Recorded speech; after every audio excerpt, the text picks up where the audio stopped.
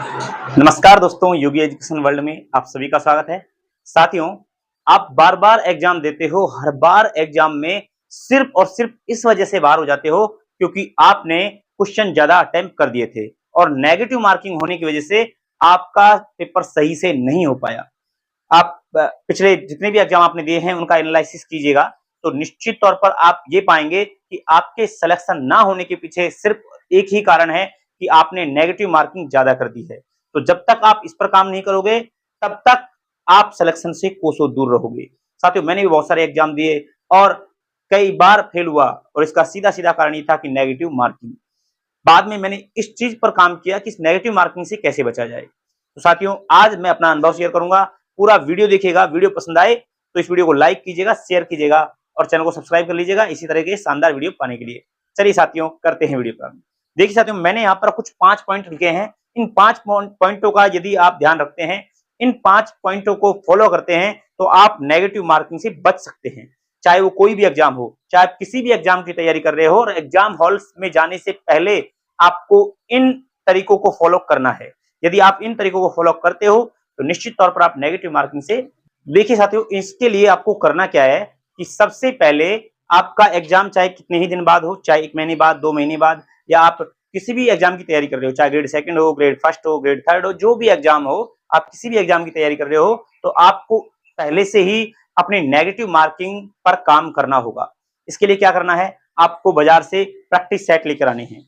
Model papers जो बाजार से आते हैं वो लेकर आने हैं और उनको अब आपको करना है किस तरह से, जिस प्रकार से आप एग्जाम हॉल में बैठते हो ना, उसी प्रकार से आपको उनको करना है। और इस जो मैं आपको तरीका बताता हूं, उन तरीकों को यदि आप उन प्रैक्टिस सेटों पर फॉलो करोगे तो आपको यह हैबिट हो जाएगी और आप इसके हैबिचुअल हो चुके होंगे और एग्जाम हॉल में भी वो गलतियां नहीं करोगे जो अभी तक आप करते आए हो। देखिए साथियों, सबसे पहला जो काम है वो है अपना एलिमिनेशन टेक्निक अपनाएं। ठीक है, बहुत सारी वीडियोज में आपने सुना होगा कि एलिमिनेट करना सीखे। तो बिल्कुल साथियों, ये बहुत अच्छी ट्रिक है कि आप नेगेटिव मार्किंग से बचने का एक शानदार उपाय यह है कि आप एलिमिनेशन करना सीखें। कोई भी प्रश्न है तो उसमें आपको 4 ऑप्शन देखने को मिलते हैं। आजकल तो 5 आ रहे हैं, 5 ऑप्शन तो एक नोटा टाइप का है। ठीक है, लेकिन आप 4 को मोटे मोटे तौर पर देखें तो मान लो ये क्वेश्चन है और इसके 4 ऑप्शन है A B C D। ठीक है, आपको क्या करना है कि प्रैक्टिस सेट पर, अभी मैं प्रैक्टिस सेट के लिए बता रहा हूं और यही तरीका आपको फिर जो है एग्जाम हॉल में भी अपनाना है। तो देखिए 4 ऑप्शन है आपके सामने। इन 4 पहले तो आपको प्रश्न को अच्छे से पढ़ना है। अच्छे से पढ़ने के बाद आपको जो है इनमें एलिमिनेशन तरीका अपनाना है और एलिमिनेशन तरीका तभी अपनाया जाता है जब आपको इनमें से कम आंसर्स का आइडिया हो कि 2 आंसर जो हैं क्यों नहीं हो सकते। ठीक है, तो आपको मान लो कोई भी प्रश्न है और उसके 4 ऑप्शन हैं। 4 ऑप्शनों में आपको लगता है कि ऑप्शन ए जो है वो तो हो ही नहीं सकता क्योंकि ये जो है ये तो हमने किसी और टॉपिक में पढ़ा हुआ है। ठीक है, तो ये तो हो ही नहीं सकता और आपको ये भी लगता है कि ये डी भी नहीं हो सकता। ठीक है, तो आपने 2 तो एलिमिनेट कर ही दिए। ठीक है, एलिमिनेशन करना सीखिए कि आपको 2 तो बिल्कुल ऑप्शन ऐसे लगते हैं कि ये तो आंसर हो ही नहीं सकते किसी भी कंडीशन में। 2 तो आपने एलिमिनेट कर दिए। अब आपके पास 2 बचते हैं बी और सी।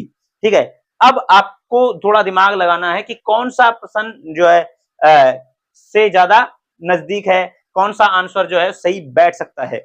ठीक है, तो यहां आपको थोड़ा टाइम लेना है, अच्छे से टाइम लेना है और इसी पर अपना जो है गैस लगाना है।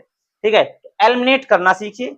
सही उत्तर तक डायरेक्ट ना पहुंचे, पहले आप एलिमिनेट करें, गलत उत्तरों को एलिमिनेट करें और फिर सही उत्तर तक पहुंचे। पहला तरीका यही होगा। ठीक है, दूसरा पॉइंट है अपना क्वेश्चन कब छोड़ना चाहिए। देखिए, जब आप कोई एग्जाम दे रहे हो और आपको लगता है कि मान लो 100 क्वेश्चन उस एग्जाम में हैं और आपने यहां पर 50 क्वेश्चन कर दिए, 60 क्वेश्चन कर दिए, ये मान के चलिए 60 क्वेश्चन कर दिए।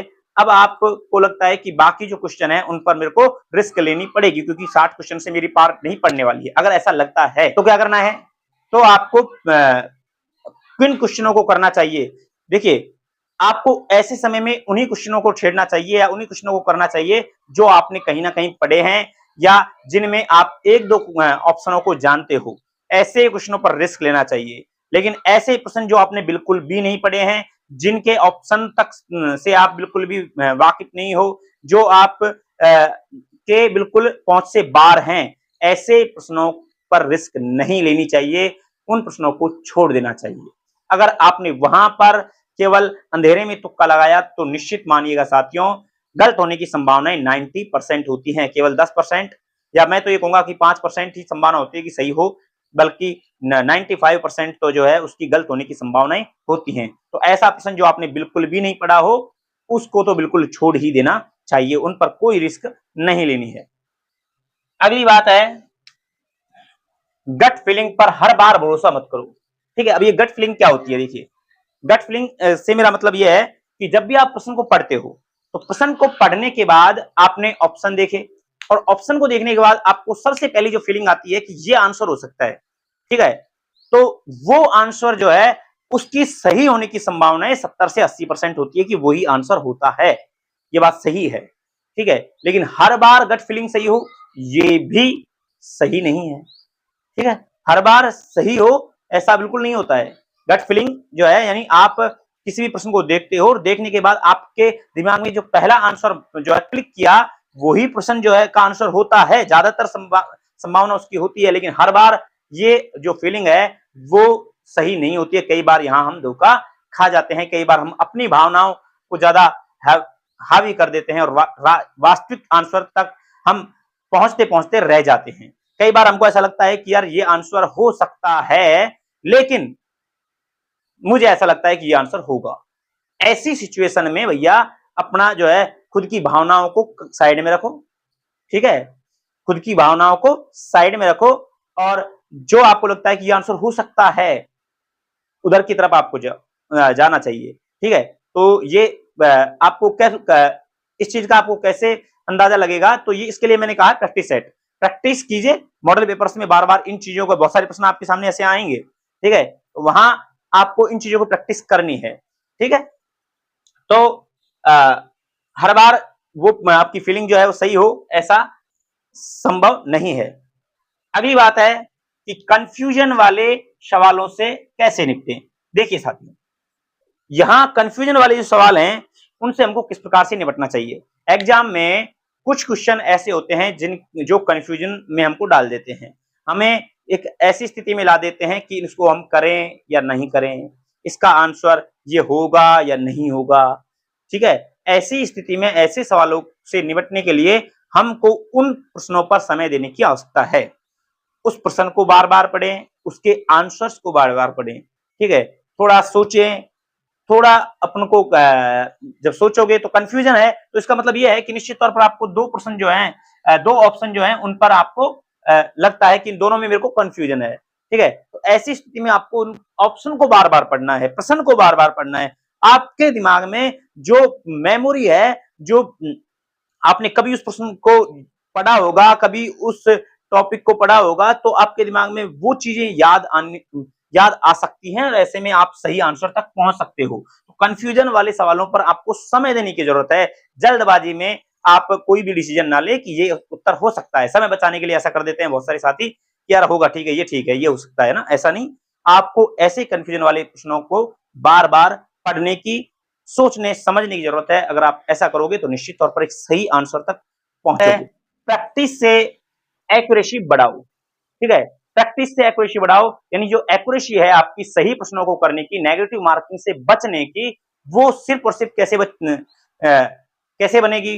वो बनेगी आपकी प्रैक्टिस से। आप मॉडल पेपर लेकर आइए और उनको मतलब आप अगर 30 से 40 प्रैक्टिस सेट निकाल लेते हैं, 30 से 40 मॉडल पेपरों को कर लेते हैं, तो आपकी प्रैक्टिस जो है बहुत अच्छी हो जाएगी। आप देखिए, मान लो आपने एक मॉडल पेपर लाया, आप सेकंड ग्रेड की बात कर लेते हैं, तो सेकंड ग्रेड में मान लो आप फर्स्ट पेपर की मॉडल पेपर लेकर आए हो और फर्स्ट पेपर में आपने जो है पहला मॉडल पेपर किया, उसमें 100 क्वेश्चन थे, आपने वहां पर 70 अटेम्प्ट किए।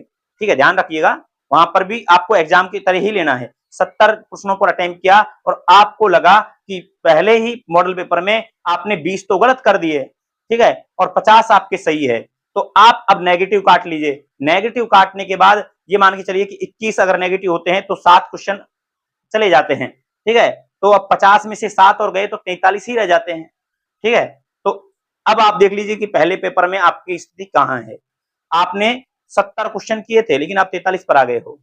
ठीक है, तो आपको प्रैक्टिस, फिर आपको सेकंड मॉडल पेपर में वो गलती नहीं करनी है जो आपने पहले में की थी। आपने ज्यादा क्वेश्चन अटेम्प्ट कर लिए थे, अब आपको सेकंड मॉडल पेपर में वही क्वेश्चन करने हैं जहां आप सही कर पाते हो, जहां आपको आइडिया लगा पाते हो, जहां आप एलिमिनेट करके सही आंसर तक पहुंच सकते हो। सेकंड मॉडल पेपर में मान लो आपने 60 क्वेश्चन किए और आपने सेकंड मॉडल पेपर में 60 क्वेश्चन किए और इस बार भी आपके 50 सही हैं, 10 गलत हैं, लेकिन इस बार आपने क्या किया कि ज्यादा अटेम्प्ट नहीं किए, लेकिन 10 गलत होने की वजह से आपके 3 साढ़े 3 जो है वो ही नेगेटिव होंगे। तो इस बार आप 47 साढ़े 47 जो है प्रश्नों तक पहुंच गए हो। फिर तीसरे मॉडल पेपर में आप कोशिश कीजिए। तीसरा मॉडल पेपर मान लो थोड़ा सा सही इजी है और वहां आपने जो है 80 प्रश्नों को अटेम्प्ट किया और इस बार आपकी जो नेगेटिव प्रश्न है यानी कि गलत प्रश्न जो है उनकी संख्या 15 है।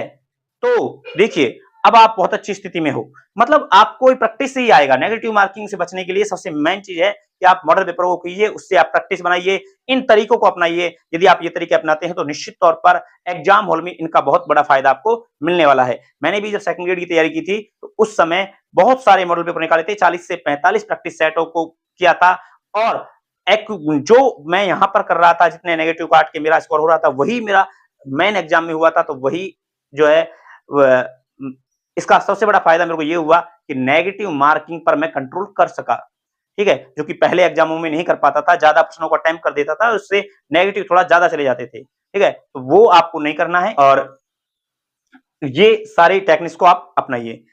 तो आशा करता हूं कि पूरी बातें आपको अच्छे से समझ में आई होंगी। अगर समझ में आई है तो अपने साथियों को इसको शेयर अवश्य करें, चैनल को सब्सक्राइब कर लें, वीडियो को लाइक करें। मिलते हैं नेक्स्ट वीडियो में, तब तक के लिए जय हिंद, जय भारत।